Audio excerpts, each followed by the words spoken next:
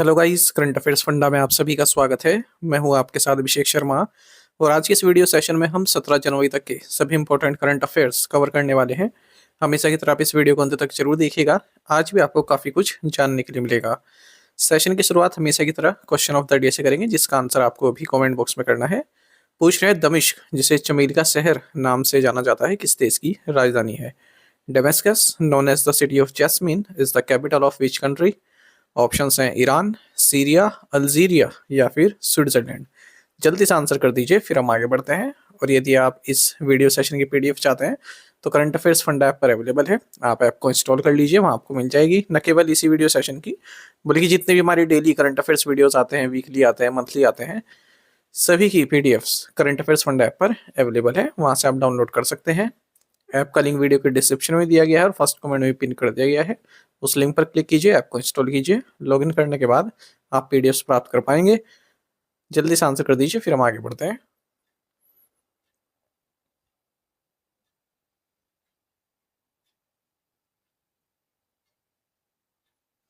Where was the 78th army day celebrated in 2026? 2026 में 78वां सेना दिवस कहाँ मनाया गया?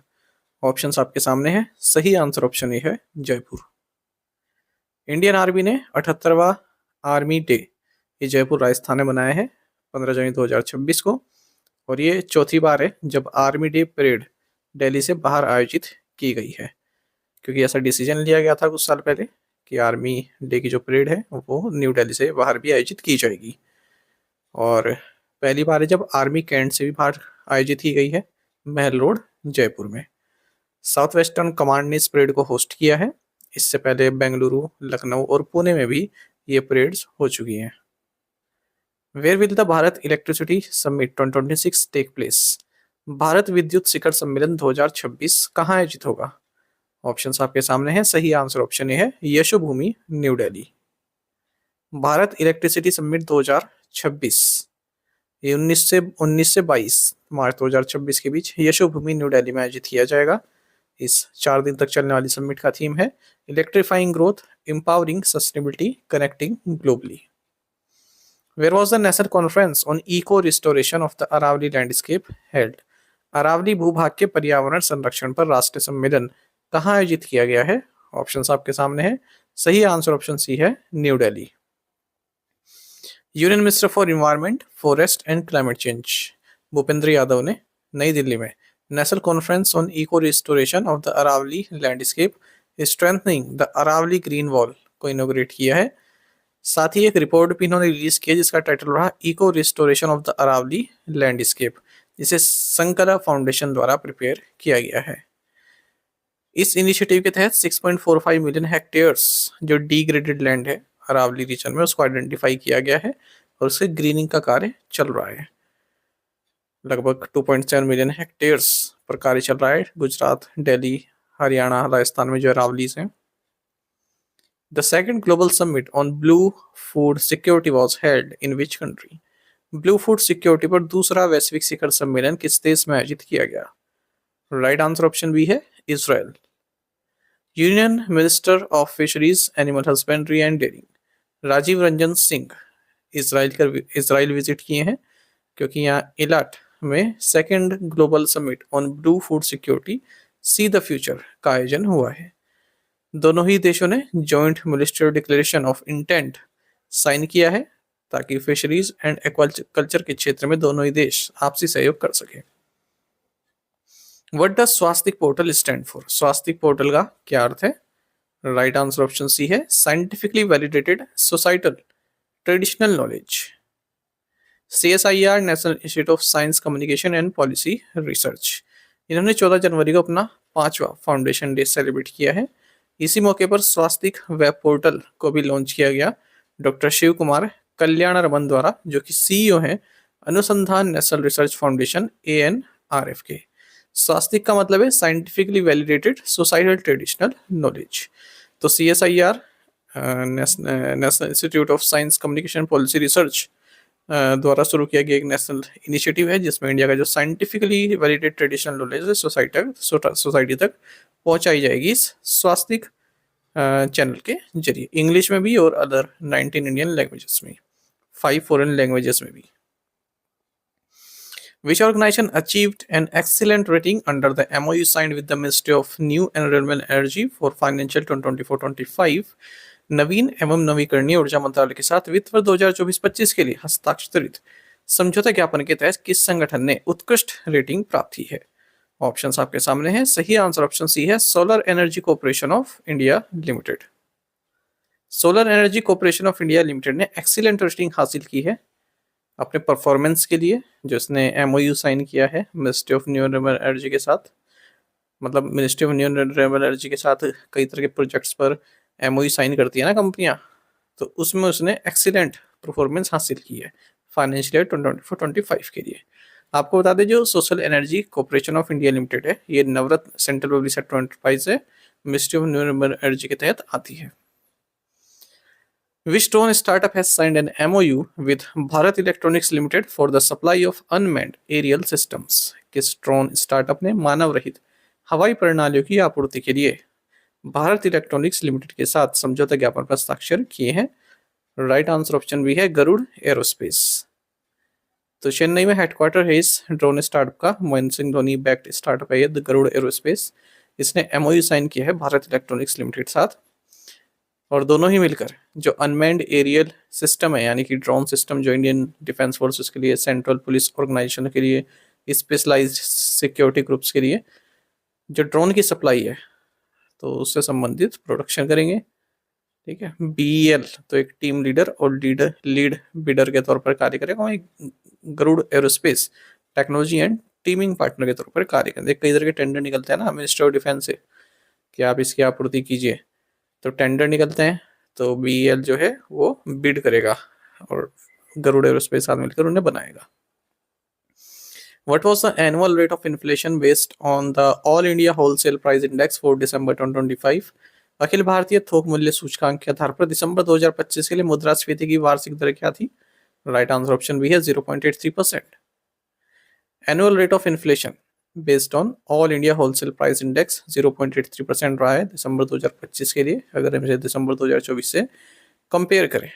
फूड इंडेक्स, जिसमें फूड आर्टिकल्स आते हैं प्राइमरी आर्टिकल ग्रुप से और फूड प्रोडक्ट्स आते हैं मैन्युफैक्चर प्रोडक्ट ग्रुप से, ये भी इंक्रीज हुआ है। नवंबर में 195 था और 196 हो गया है दिसंबर में।